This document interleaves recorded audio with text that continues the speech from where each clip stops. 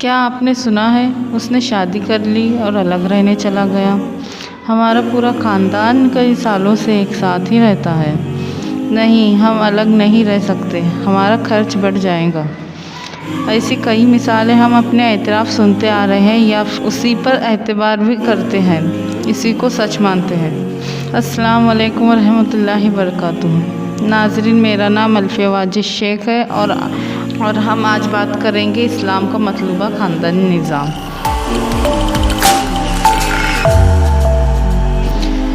ہمارا سماج فرد سے بنتا ہے اور فرد بنتا ہے اس کے اطراف کے ماحول سے، لیکن بر اعظم پاک ہند میں مشترکہ خاندانی نظام جوائنٹ فیملی سسٹم کو ایک الگ ہی اہمیت حاصل ہے۔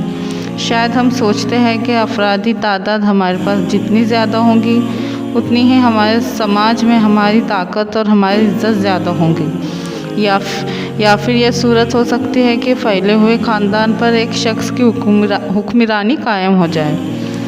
یہ برائی عرب کے جاہلی دور میں بھی پائی جاتی تھی۔ شاید ہم پھر وہی راستے پر نہ جا رہے ہوں۔ کیا ہم کبھی سوچتے ہیں کہ مشترکہ خاندانی نظام کا ہماری زندگی پر کیا اثرات پڑ رہے ہیں؟ انسان کی فطرت میں داخل ہے، اسے پرائیویسی چاہیے، اپنے لیے الگ مکان، الگ سہولتوں کا طلبگار ہوتا ہے، اور یہ چیزیں نہ ملنے پر ذہنی تناؤ کا شکار ہوتا ہے۔ اسلام نکاح سے باہر جنسی تعلق کو انتہائی سنگین جرم قرار دیتا ہے اور اس گناہ کے لیے سخت سزا بھی درکار کرتا ہے، اور یہ وجہ ہے کہ دوسری طرف خون کے رشتے کو خاص اہمیت حاصل ہے۔ قرآن عورت کو مرد کی کھیتی قرار دیتا ہے، وہ جیسا چاہے اس سے استفادہ حاصل کرے، جیسا کسان اپنی کھیتی کی اہمیت کو سمجھتا ہے۔ لیکن اسلامی تعلیمات کے یہ تقاضے مشترکہ خاندانی نظام پورے نہیں کیے جا سکتے۔ اس کے لیے ہر شادی شدہ شخص کے لیے مکان کا الگ یونٹ ضروری ہے۔ اس کے علاوہ شادی شدہ جوڑے کو ہر مسائل سے گزرنا پڑتا ہے، نماز کے لیے، غسل وغیرہ۔ اس کے علاوہ اسلام نے اس رشتے کو بہت اہمیت دی ہے۔ بیوی کے ساتھ ہمدردی اور حسن سلوک اس کا اہم ترین حصہ ہے، جس کی ذمہ داری ہے کہ فرد بچوں کی پرورش اور گھر کے کاموں میں عورت کا ہاتھ بٹائے۔ حضرت عائشہ رضی اللہ تعالیٰ عنہ فرماتی ہے کہ آپ صلی اللہ علیہ وسلم جب گھر میں رہتے تو گھر کے کاموں میں میرا ہاتھ بٹاتے تھے۔ مشترکہ خاندانی نظام میں مالیاتی پہلو پر ہمیں غور کرنا چاہیے۔ گھر کے اندر پیسے کمانے والوں کو زیادہ عزت اور اہمیت دی جاتی ہے۔ 10 کمانے والوں کا ایک ہی نگراں ہوتا ہے، جس سے بے اعتدالی کا ماحول پیدا ہوتا ہے اور سب سے اہم فرد کی ڈیولپمنٹ میں بھی رکاوٹ بنتا ہے۔ حالات سازگار اور ماحول سے خوشگوار ہو تو کم درجے کی صلاحیتیں بھی پروان چڑھتی ہیں، اور حالات ناسازگار اور تنگ دستی کا ماحول ہو تو اعلیٰ صلاحیتیں بھی جواب دینے لگتی ہیں۔ خونی رشتوں میں خرابی پیدا ہونے لگتی ہے۔ یہ انسانی فطرت ہے کہ وہ جن لوگوں کے ساتھ رہتا ہے ان سے بیزاری پیدا ہونے لگتی ہے۔ یہی وجہ ہے کہ تعلقات کی خرابی اس قدر بڑھ جاتی ہے کہ 2 لوگ جو اجنبی ہو اور نکاح کانٹریکٹ کے تحت ایک دوسرے کے شریک حیات کے رشتے میں جڑتے ہیں، اور یہ یقیناً ایک نازک رشتہ ہوتا ہے جو دونوں کے مزاج ملنے میں تھوڑا وقت لگتا ہے، لیکن یہ دشواریاں مزید بڑھ جاتی ہیں جب مشترکہ خاندان ہوتا ہے۔ ایک دوسرے کو روٹھنے منانے کے موقع کم فراہم ہوتے ہیں اور یہ رشتہ شروعاتی دور میں ہی امتحان دینے لگتا ہے۔ جس طرح انسان کو لباس اور غذا کی ضرورت ہے، اسی طرح رہائش اور مکان کی بھی ضرورت ہے۔ معاشرے میں ہر فرد کو اس کی بیوی بچوں کے لیے مکان کی الگ سہولت فراہم ہونی چاہیے، جس میں وہ خود مختار دوسروں کی مداخلت سے آزاد ہو۔ قرآن بھی ہمیں اسی کی تعلیم دیتا ہے۔ اے لوگو جو ایمان لائے ہو، اپنے گھروں کے علاوہ دوسروں کے گھروں میں داخل نہ ہو۔ اگر فرد کی بیویاں ایک سے زائد ہو تو بھی ہر ایک کا مکان الگ الگ ہونا چاہیے۔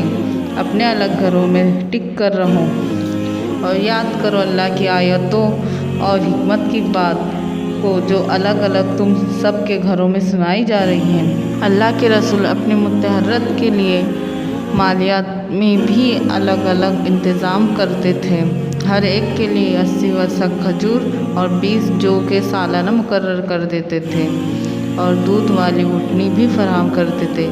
یہ اور بات ہے کہ ازواج مطہرات اپنے دین کی بنا پر ضرورت کی اشیاء لیتے اور باقی بیواؤں اور غریبوں میں تقسیم کر دیتے تھے۔ تحفے تحائف کا بھی تبادلہ ہوتا تھا۔ یہ تبھی ممکن ہے کہ سب کے انتظام الگ الگ ہو۔ دوسری طرف اللہ کے رسول کی زندگی سے ہمیں تعلیم ملتی ہے کہ حضرت فاطمہ رضی اللہ تعالیٰ جن کو اللہ کے رسول بے پناہ چاہتے تھے، یہاں تک کہ ایک موقع پر آپ صلی اللہ علیہ وسلم نے فرمایا کہ فاطمہ میرے جگر کا ٹکڑا ہے، جس چیز سے اس کو پریشانی ہوتی ہے اس سے مجھے پریشانی ہوتی ہے، اور جس چیز سے اس کو تکلیف ہوتی ہے اس سے مجھے تکلیف ہوتی ہے۔ دوسرا پہلو حضرت علی رضی اللہ تعالیٰ عنہ کا کہ آپ صلی اللہ علیہ وسلم سگے چچیرے بھائی تھے اور چچا بھی ابو طالب جن کے آپ صلی اللہ علیہ وسلم کے بہت احسانات تھے۔ چچیرے بھائی کی محبت بھی کچھ کم نہ تھی، ہر وقت اللہ کے رسول صلی اللہ علیہ وسلم کے ساتھ رہتے تھے۔ عورتوں میں سب سے عزیز فاطمہ رضی اللہ تعالیٰ اور مردوں میں حضرت علی رضی اللہ تعالیٰ، لیکن اتنی محبت کے باوجود نکاح ہوتے ہی آپ نے حضرت فاطمہ رضی اللہ تعالیٰ کا مکان اپنے سے الگ کر دیا۔ یہ تو ایک گھر کا رشتہ تھا جو مشترکہ خاندانی نظام میں ڈھل سکتا تھا، لیکن اللہ کے رسول نے اسلام کے تقاضوں پر عمل کرتے ہوئے شادی کے بعد حضرت علی رضی اللہ تعالیٰ اور فاطمہ رضی اللہ تعالیٰ کا مکان الگ کر دیا۔ اسلام کے نزدیک ایک بیوی کا الگ مکان ہونا اس کا بنیادی حق ہے۔ شوہر کو چاہیے کہ بیوی کو الگ مکان کا انتظام کر کے دے، کیونکہ اسے اپنے شوہر کے ساتھ بے تکلف رہنے اور خاص تعلق قائم کرنے میں رکاوٹ نہیں ہوگی۔ شوہر اپنے لحاظ سے انتظام کر کے باقی اس پر قرض رہے گا۔ اگر مشترکہ خاندان میں شوہر کا مکان بڑا ہو تو شوہر مکان کا ایک حصہ بیوی کو دے دے، جس کا تالا کنجی الگ ہو تو حق ادا ہو جائے گا۔ اور ان کو بیویوں کو رکھو اس کی طرح جیسے کہ تم رہتے ہو، اپنی حیثیت کے مطابق، اور تم انہیں نقصان میں مبتلا نہ کرو تاکہ ان پر تنگی کا راستہ نہ نکلے۔ شوہر کی حیثیت کے لحاظ سے اس کو مکان فراہم کرنا چاہیے اور رشتہ داروں کی طرف سے کسی بھی تکلیف کا اندیشہ نہ ہو۔ شوہر اپنی بیوی اور ماں کو بھی ایک ساتھ نہیں رکھ سکتا۔ شوہر کو چاہیے کہ ماں اور بیوی کو ایک الگ الگ یونٹ فراہم کرے۔